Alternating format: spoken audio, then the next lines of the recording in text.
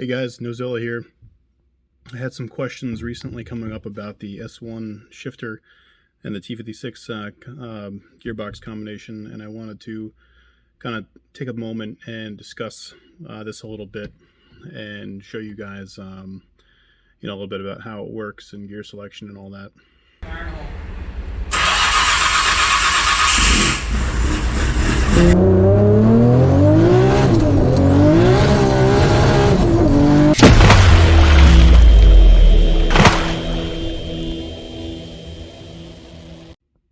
So I know a lot of you guys are probably familiar with sequential conversions, such as like the IKEA formula shifter that was released.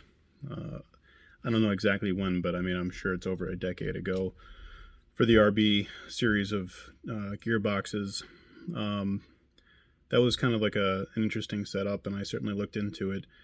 It had some drawbacks as far as the size of the shifter itself, and there was also a lot of negative internet news floating around about how it was like a quote-unquote synchro killer, and it would rip apart your gearbox basically. So that being kind of like old technology, and we kind of like didn't really follow up on that. But recently S1 came into the scene, and they've started making the sequential conversions for common gearboxes, and the T56 is one of them. Consequently, I've mentioned it before in previous videos, Shane Sullivan from Silver Sport Transmissions was making bolt-on kits for a T56 and an R32 chassis. So there was kind of a marriage there between the shifter and the T56 coming in together into the R32. So that being said, I did some homework on the S1 shifter, and I couldn't find any real feedback. Anybody who had this, anybody who had any real world experience, you just have the same typical people coming forward saying, oh, it's the same thing as the IKEA formula, it's just going to blow up your gearbox, blah blah blah. And to be completely honest, I don't have enough experience with this gearbox to tell you otherwise. I'm sorry, with the shifter to tell you otherwise, but I have driven it and have more experience with it than most people at this point who are searching.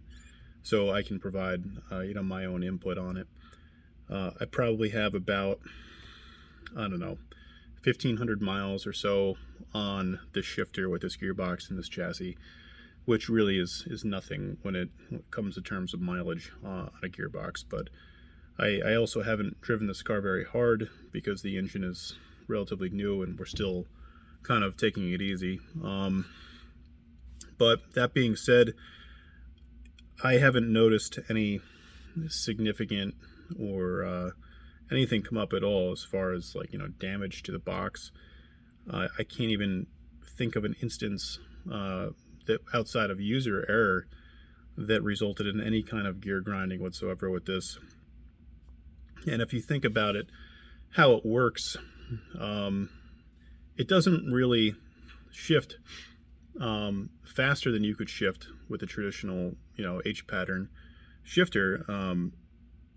And you could even make the argument that short shifters can shift faster than this too.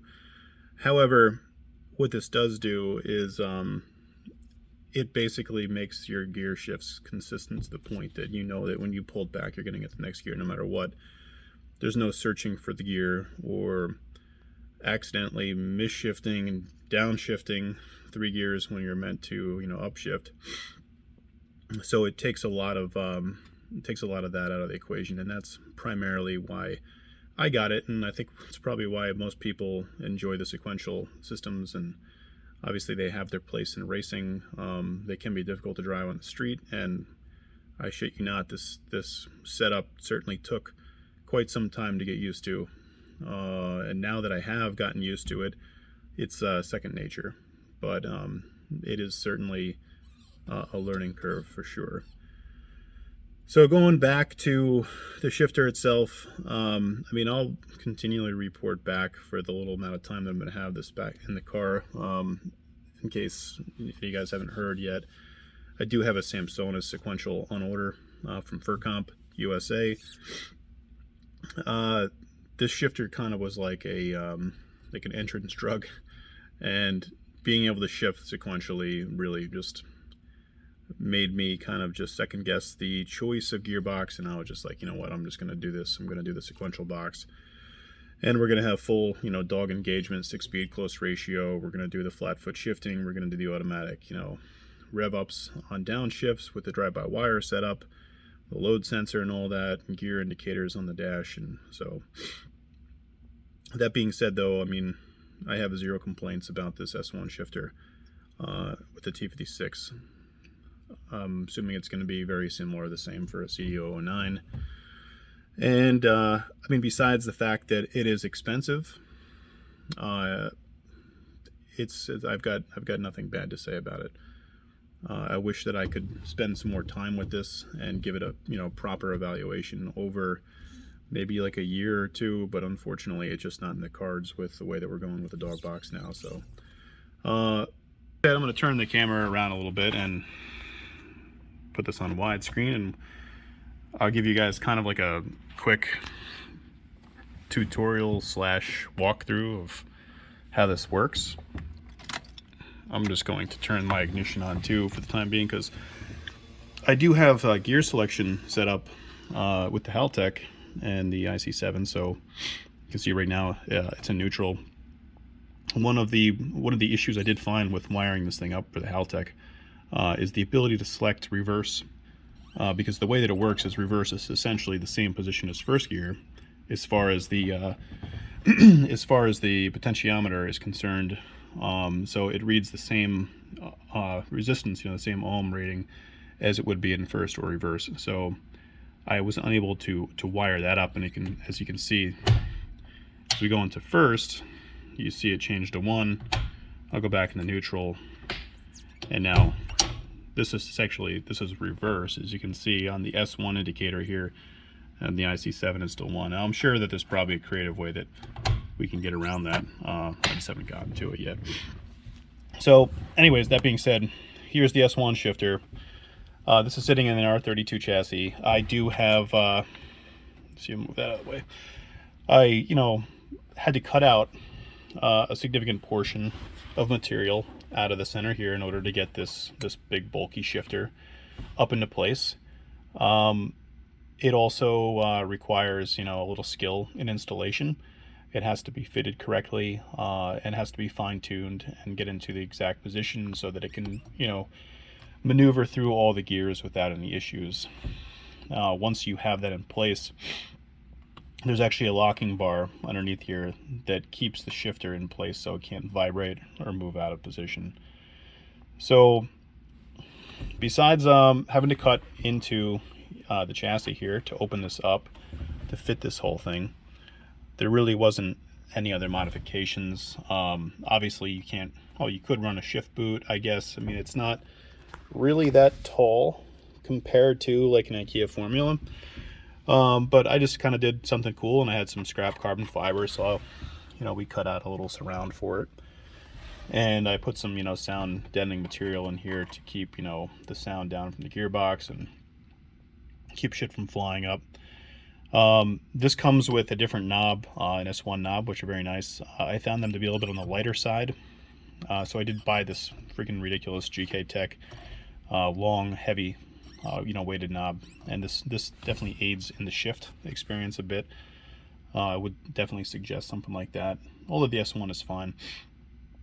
So how this works is you still, you know, this is a synchro box. It's T56. It's not a dog engagement or anything. So you still have to clutch in. So in first, you know, when you're in neutral, standing still, you're in neutral, you're going to clutch in, you're going to put it in first gear, and you're going to release the clutch, and you're going to move, just like you would.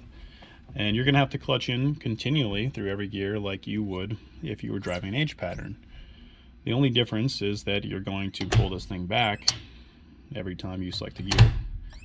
And you can see 3, 4, 5, 6. And it's important that you do have to give this a little English and make sure that it's going into each gear. there is S1 developed a kind of like a half shift for this, and I find that sometimes I do by accident half shift, and half shifting will actually put you into like a neutral. See, I just half shifted into from first to neutral, so still technically you're in first gear, but you're neutral, so it's disengaged. You push back, now you're back in first, and now you can go to second. And again, I'll do another half shift. That's a half shift. You can see when the gear selector bounces around like this, you're in a neutral position. So we'll push it back in a second, and now third, fourth, fifth, sixth. And now, just like you saw before, downshifting, pushing forward.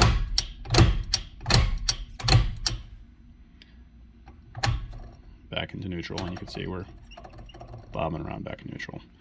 So for reverse, this is where it gets a little tricky, right? So now you have a reverse lockout.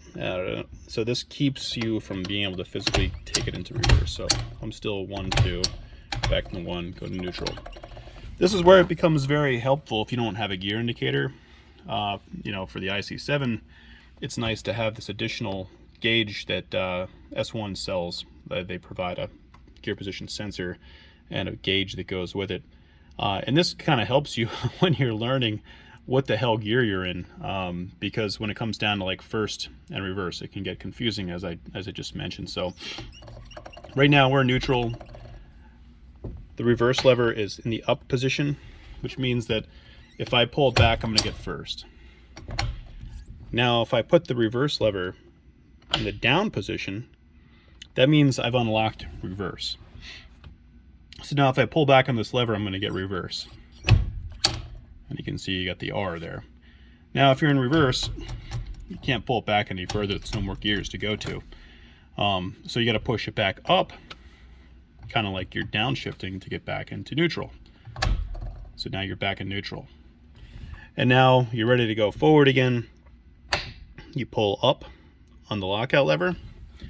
And now when you go to select a gear, you're back into your 1, 2, 3, 4, 5, 6. So I hope this helps anybody who might be interested in knowing more about the S1 shifter. I'm pretty sure that most of these things are going to be the same as far as, you know, what gearbox they're attached to, but this is definitely worthwhile, especially when you're getting used to it. And if you've got a Haltech or an IC7, I mean, that's just fucking cool, man. Alright guys, I hope you enjoyed. Post any questions in the comments and I'll definitely get around to answering those. Thanks.